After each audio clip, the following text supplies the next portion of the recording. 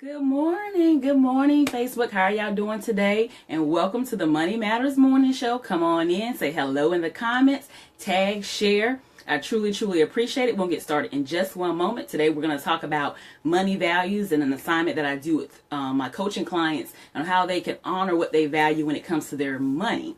And when I say honoring their money values, why money is important to them and their household and when it comes to their responsibilities. So just to go ahead and tell you a little bit about myself and what the Money Matters Morning Show is all about. Well, on the Money Matters Morning Show, I come on Facebook Live every weekday morning talking about faith, finances, and the freedom of entrepreneurship. And with me doing that, we talk about things like credit and personal finances and saving and budgeting and eliminate your debt and all sorts of goodies like that. Good morning to you. Well, thank you for watching. And we do it all in less than 15 minutes. So you can catch this on your break. You can catch this on your way walking into work because I'm all about educating you in a little time. So today, like I said, we're going to talk about the value of your money. And to give you a little bit of background of me, I am Nefateria Robinson, and I'm a coach and an author of a book called How to Act. Activate your faith, commit to your plan, and take action that will change your life. And you can get your copy at bit.ly/how, the number 2, ACT. And that is in the description of this broadcast as well. So, and I help amazing men and women professionals just like you that make good money, but for whatever reason, they're not saving, they're not paying off their debt, and their credit score is less than favorable. And with my personal credit concierge service, I can help you get that credit score where you want it to be so you can purchase the things that you dreamed of and talked about with your friends, your family, your spouse, and so forth. So let's get into today's topic, value of money.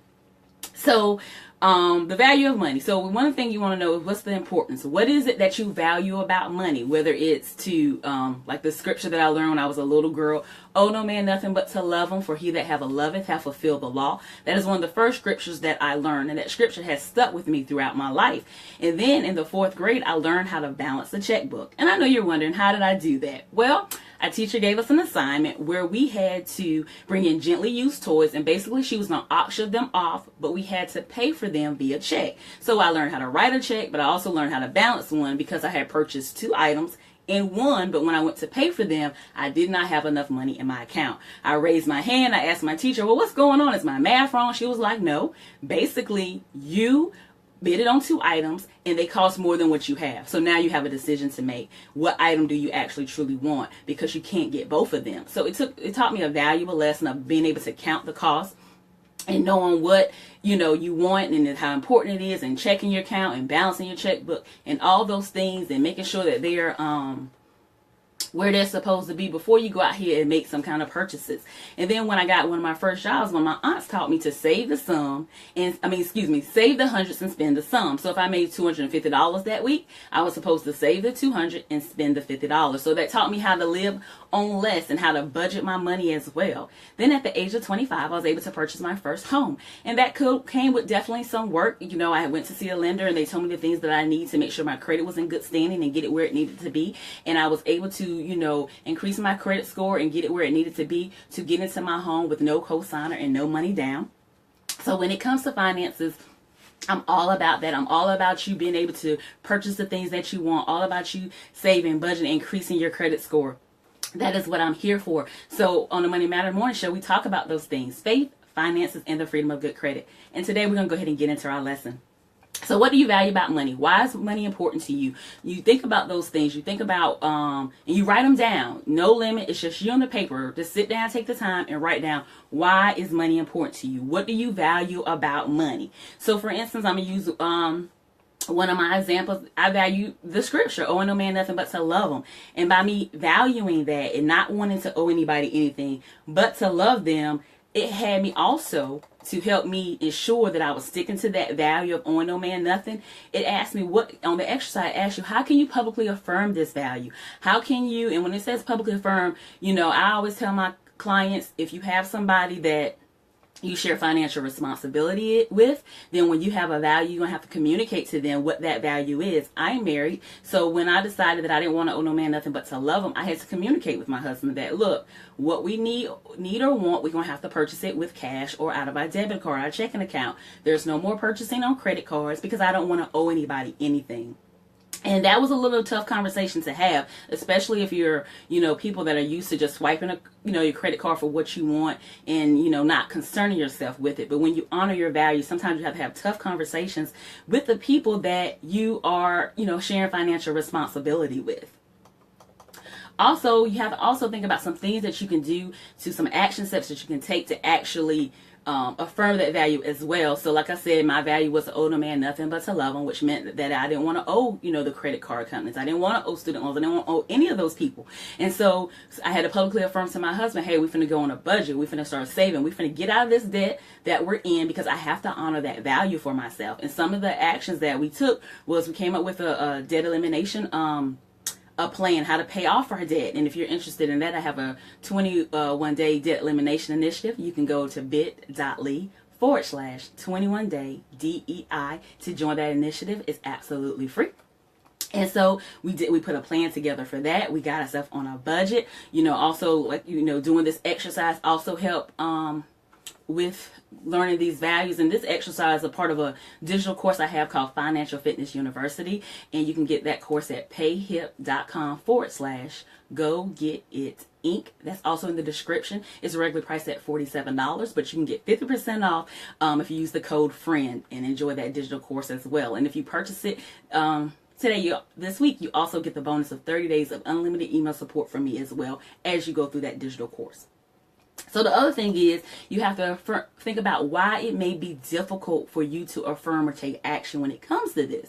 So some of the things that made it difficult for me was that I had to let my husband understand that me saying no was not about him not being able to have the things that he wanted or do what he wanted. But, I had to honor my value of not owing no man, and I had an ultimate goal for our life and for our finances. And, he had to understand that. And I had to just identify what those scary pictures were, him thinking that I was going to be a cheapskate, or him, not wanting to be on the same page with me when it came to this finance thing, because he wanted to spend like he wanted to. My husband is a spender and I'm not. So that was definitely some of the things that I had to accept as part of if I wanted to honor my values. So that was another part of the exercise, identifying what could possibly make this difficult. But then the other part of the exercise is you have to accept those things. You have to be willing to accept those scary pictures, those scary conversations, those scary things that may happen when you communicate with the people that you share financial responsibility with, why it's important that you honor what you value about your money. Whether it's been a lender, not a borrower, whether it's, you honor the value of you're not going to lend family money at all. If you're going to have to communicate that with your family. Some of that is difficult because a lot of times if you're the person in the family that seems like your finances in order, you seem to be the go-to person for your family when it comes to, hey, I need to pay my rent, or hey, I need my light bill, oh, hey, I need some gas money. You seem to be the go-to person. But if you constantly are lending money out to people for whatever reason, cannot give it back, then what's happening to your own household? Even on the plane, they tell you self-preservation first. You put on your own oxygen mask before you put on someone else's.